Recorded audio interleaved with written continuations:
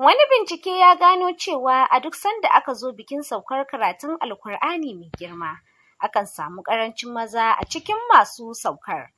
Binciken ya gano a cikin makarantu 10 idan za a gudanar da sauka, a duk makaranta ɗaya bai fi ka ga namiji 1 zuwa 2 ba. Kamar yadda makarantar Khulafa'ur Rashidina da ke Kureken Sani ta yi bikin saukar ɗalibai 16 a yau 1 ga watan 6, amma maza 2 tak a cikin masu saukar.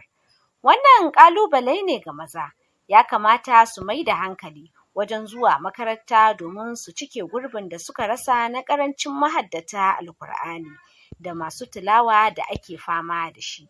Hatta makarantunmu na Islamiyya, idan ka shiga za ka ga malamai mata sun fi yawa, ko musabaƙar Alkur'ani da ake halatta, za ka ga mata su ne suke wakiltar jihohin ƙasar nan fiye da maza. Ko me ya jawo hakan? Tambayar da muka miƙa wa wasu daga cikin iyayen yara da suka samu damar